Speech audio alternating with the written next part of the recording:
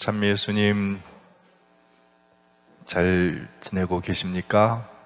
네, 오늘 사순 제3주일을 지내고 있습니다. 오늘 복음의 말씀은 예수님께서 성전을 정화하는 사건에 대해서 들려주고 있습니다. 예수님이 성전뜰에서 장사꾼들과 환전상들을 내쫓으셨다는 그런 사건인데요. 복음의 여러 곳을 우리가 다 이렇게 볼 때, 또 묵상할 때 예수님의 얼굴을 어느 정도 상상할 수가 있죠.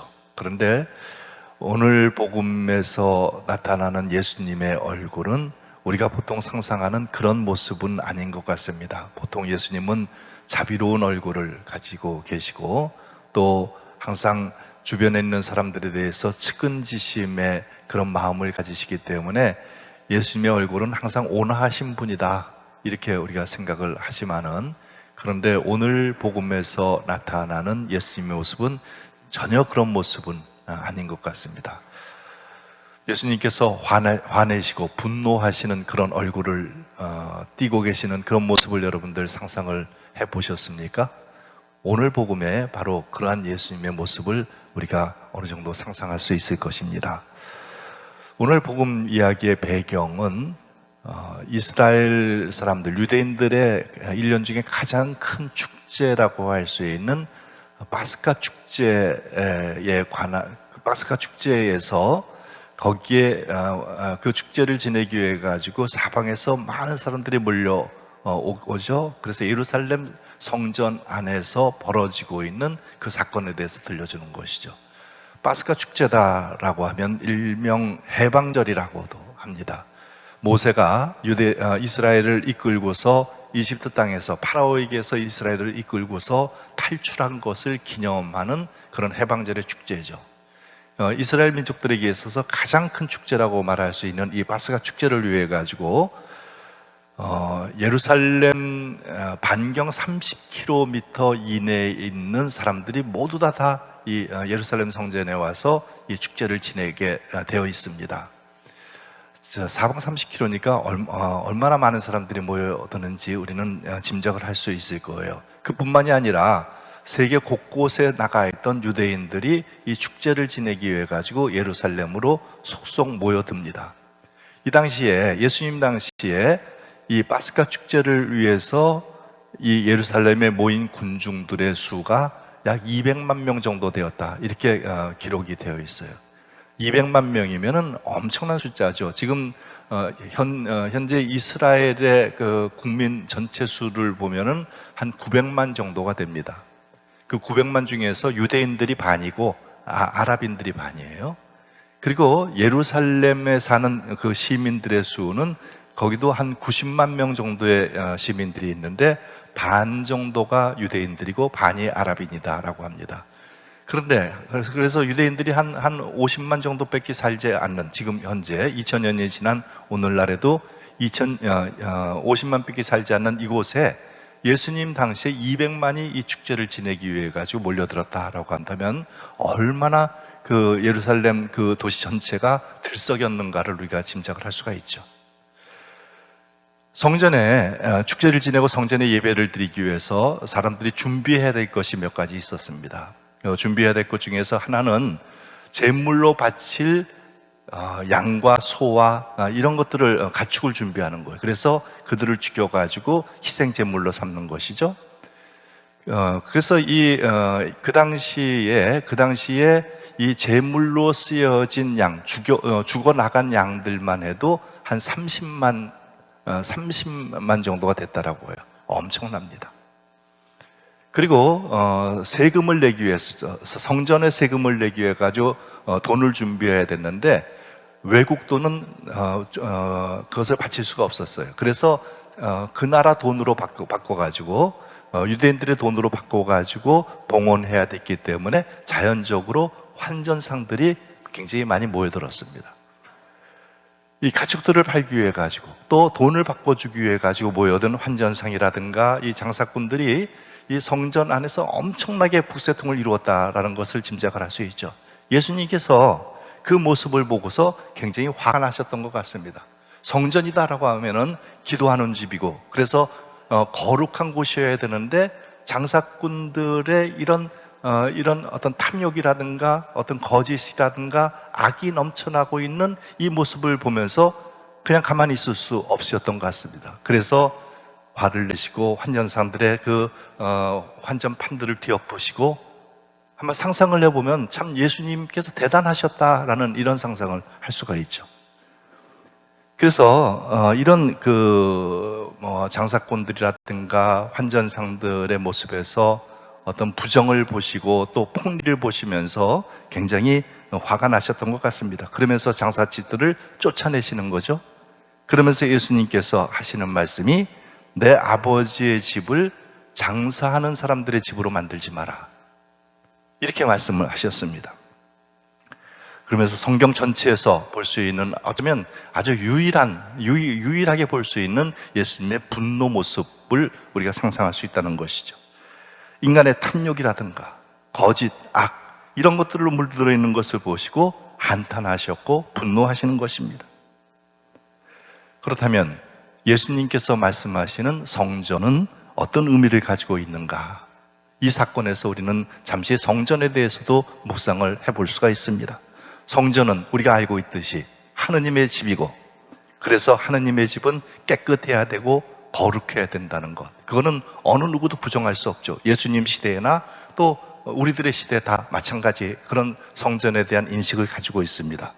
그렇기 때문에 결코 세상의 어떤 악으로부터도 오염되어서는 안 된다라고 하는 것, 그것이 성전에 대해서 가지고 있는 우리들의 생각입니다. 그래서 우리들 역시 성전은 굉장히 깨끗하게 보존하려고 하는 것이죠.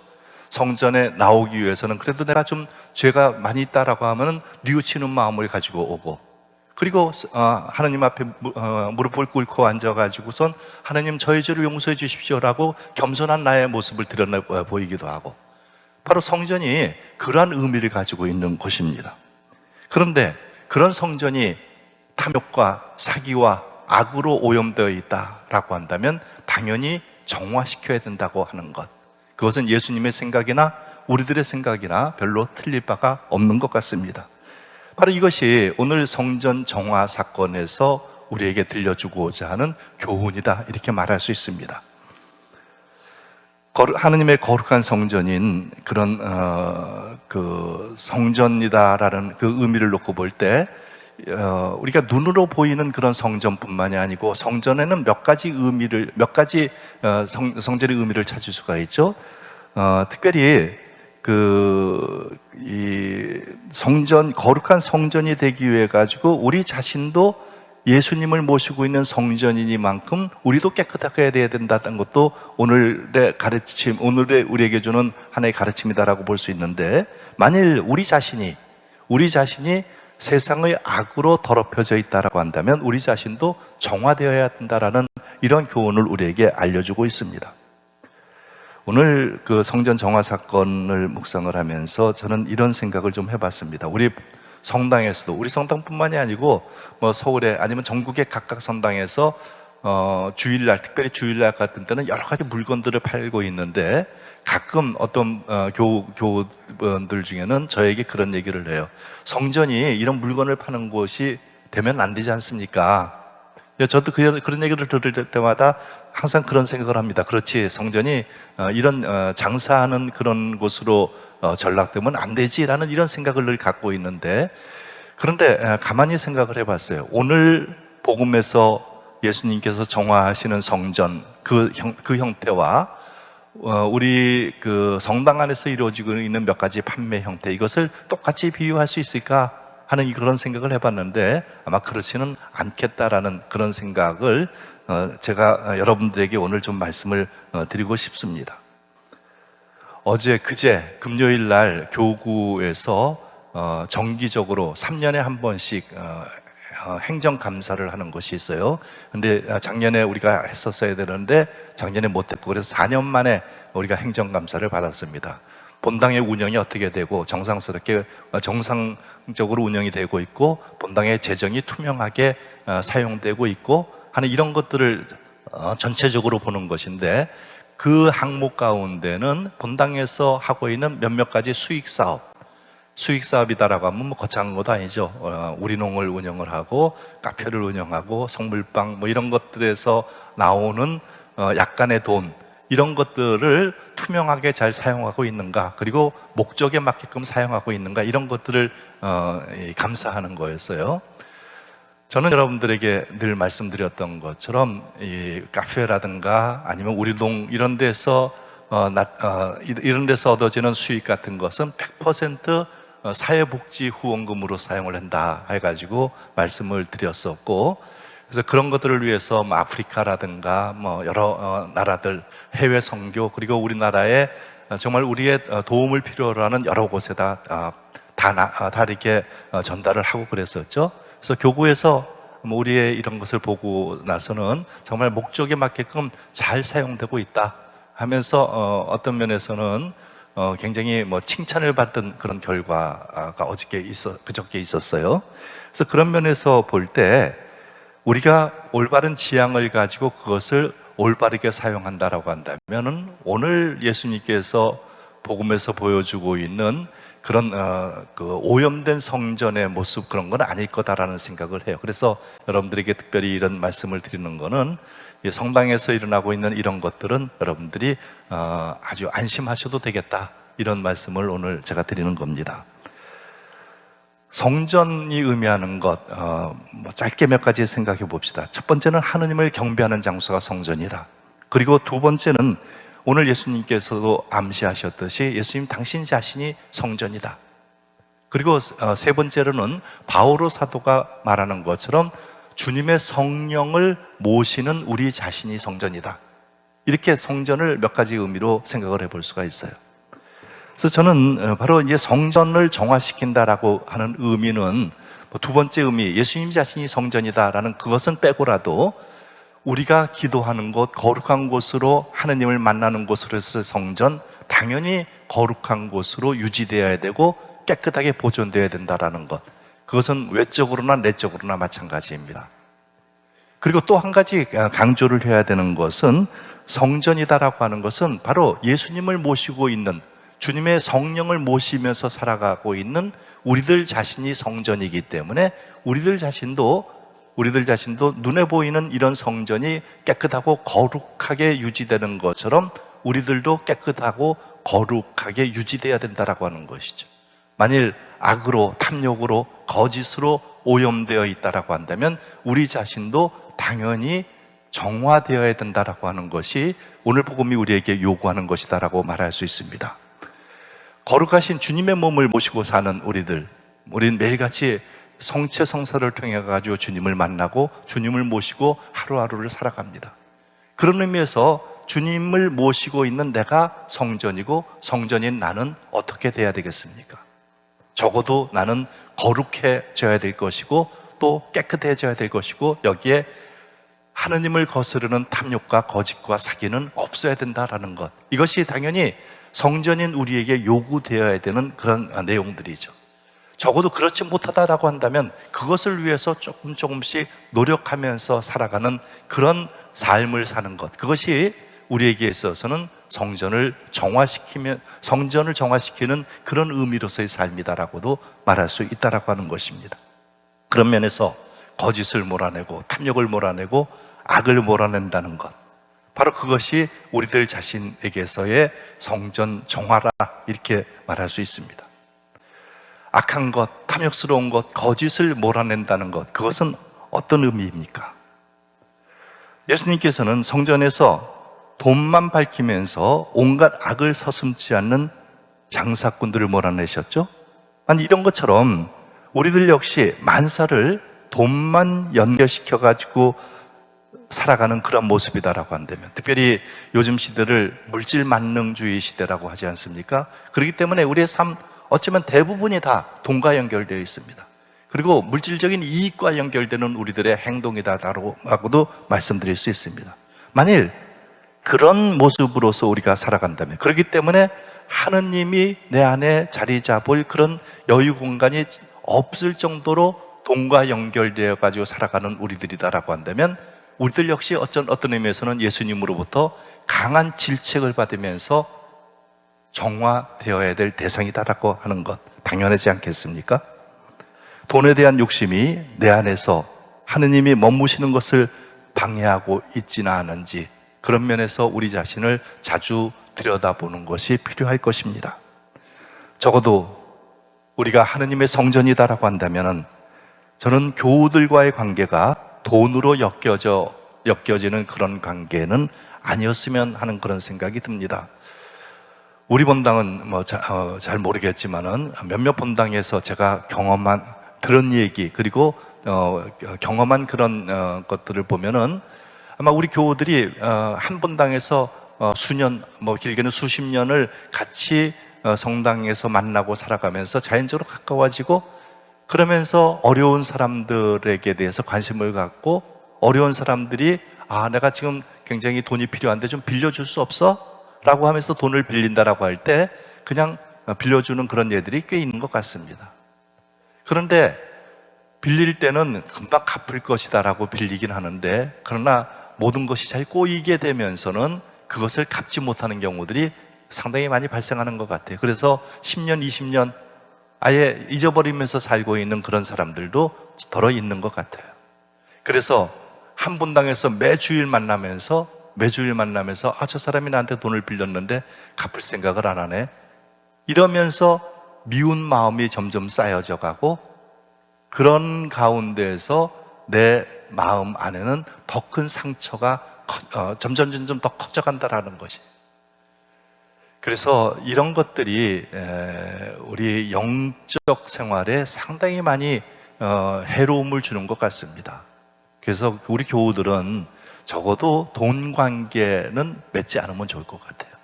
그래서 돈을 빌린다거나 꿔달라거나 하는 이런 것이 아예 없는 것이 더 깨끗한 관계가 유지될 수 있을 거다라고 보는 거죠. 우리가 돈과 관련돼서 서로가 얽혀지는다면은 결국 그런 것을 통해 가지고 혼란스러워지고 미워지고 결국은 하느님을 잃어버릴 수 있는 그러한 아주 악한 결과로 나타날 수 있다는 것을 우리 염두에 두어야 된다라고 하는 것입니다. 타락이다라고 하는 것은 아주 사소한 것에서부터 시작이 됩니다. 마귀라는 것, 그것은 처음에는 아주 사소한 모습으로 우리에게 접근을 하죠. 이 정도야 어떨까? 괜찮겠지?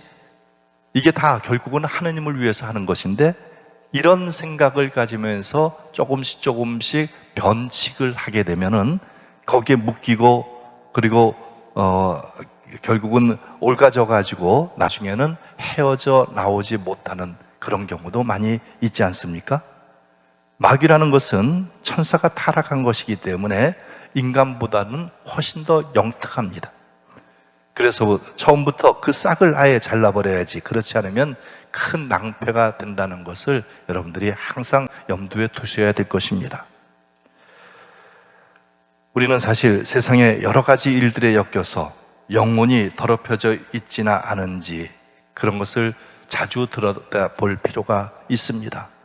예수님께서 예루살렘 성전에서 목격하신 그 모습을 어쩌면 우리들 자신에게서도 보고 계신다라고 한다면은 예수님께서는 분명 우리들도 크게 꾸짖으실 것입니다. 그래서 우리는 정말 우리 스스로를 진실의 마음으로 살펴봐야 되겠습니다. 내가 거룩함과 깨끗함을 유지하고 살아가고 있는가? 내가 주님을 모시고 사는 주님의 거룩한 성전으로서의 모습을 계속 유지하고 있는가? 바로 이런 것을 우리 안에 스스로 물어보면서 계속 이 깨끗함을 유지하고 또 거룩해지기 위해서 계속 노력해야 된다라고 하는 것이죠. 그런 시기가 바로 사순 시기입니다. 부활이 점점 가까워지고 있습니다. 다시 말해서 파스카 축제일이 점점 가까워지고 있습니다. 예수님께서 직접 허물기 전에 우리가 먼저 뉘우쳐서 스스로 주님의 성전인 나를 정화시키는 그런 시기다라고 생각을 합니다. 여러분들에게 판공성사표가 다 우편으로 발송이 되었죠. 이제 판공성사가 벌써 시작이 되었고, 그리고 3월 25일, 26일에는 외부의 신부님들을 모셔가지고 집중 판공성사를 합니다. 작년에는 코로나19 그런 상황 때문에 성사를 못 보신 분들이 굉장히 많이 있을 것이고, 그래서 올해는 정말 많은 분들이 작년에 보지 못하신 분들도 다 오셔가지고 성사를 볼 수 있도록 저희가 많은 준비를 하고 있습니다. 정화하는 시기, 예수님을 모시고 사는 거룩한 성전으로서의 나 자신을 깨끗하게 하는 그런 시기, 바로 이 시기가 지금 이 시기다라고 우리가 생각을 하면서 특별히 예수님의 부활을 더 잘 준비할 수 있는 그런 시기가 되었으면 합니다. 그래서 성전을 정화하는 그러한 시기, 그래서 깨끗함을 가지고 거룩함을 가지고 주님의 부활을 맞았으면 좋겠습니다. 바로 이것이 오늘 복음 말씀을 통해서 교회가 우리에게 들려주는 메시지라고 생각을 해봅니다. 함께 잠시 묵상하겠습니다.